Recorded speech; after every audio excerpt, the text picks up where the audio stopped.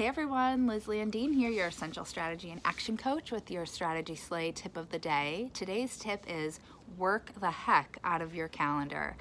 And working my calendar has been a real game changer for me. I absolutely love my calendar. I spend a significant amount of time looking at my calendar, sorting my calendar, plotting, organizing it, rearranging it, all of that daily.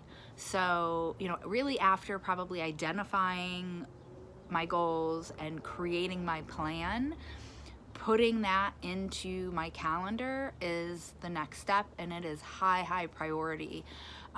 It really does give me serious peace of mind and confidence to know that everything that I need to get done and that I've captured, on my capture list and all of that, that I have now transferred that into my calendar.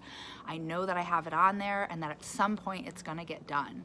Right? I don't have to do it all this very second, and it's not stuck in my brain. It's out, it's on, on my calendar, and I know that it's going to get done.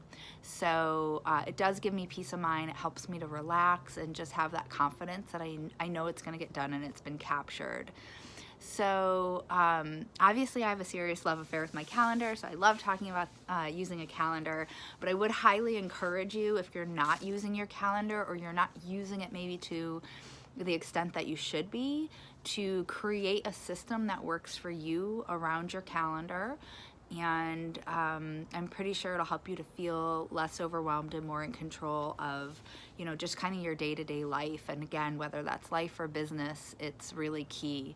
So I want to give you some tips around working your calendar. So first is keep your calendar somewhere that's super accessible. So I use just my calendar in my phone.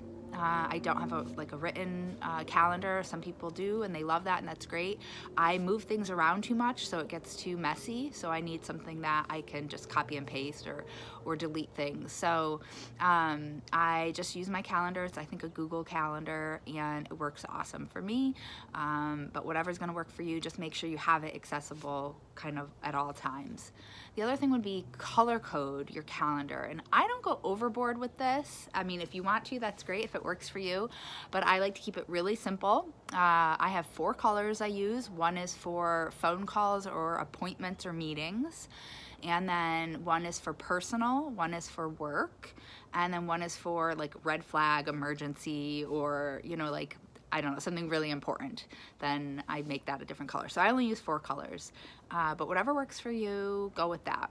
It just makes it easier when you look at your calendar to be able to see okay, what's going on today? Do I have a lot of personal stuff? Is this all work today? So on and so forth. The other thing would be put everything on your calendar. So whether it's big or small, I put it on there. If you've created a plan with my Bulletproof Blueprint, you can get that at lizlandine.com. It's a free resource, helps you outline your plan. If you've done that, then anything that's on that plan, all those activities, you should put in your calendar. And I put everything. I mean, even things like if I want to meditate in the morning, or I try to block out time for reading, the gym or yoga, whatever that might be for you, put it on there. It does help to hold you accountable. And it's really kind of this mental flag that it makes it a priority once you've put it on your calendar, and helps to just keep it in your vision and to hold you accountable in that way. The other one is to time block as needed. So if you have projects or things that you're working on that you really need to block out a big chunk of time, then do that in your calendar. And this might be something, I was working on a email campaign the other day, and I really needed 3 or 4 solid hours to just focus on that. I didn't want to be pulled in any other direction, so I just blocked that out on my calendar. So use that as needed, and really, if you need that time, then do not let anything interfere. Make that a priority and don't change it. That being said, I also like to know that I have, for me at least, some flexibility in my calendar, that I don't go crazy if it's on my calendar and I can't get it done right then and there, or I just don't feel like working on something. I'm not in the right mind space to work in that. And if I have the flexibility to move it, then I will. And I move stuff around all the time, but everything ends up getting done. The last one would be review it often, and I can't say that enough.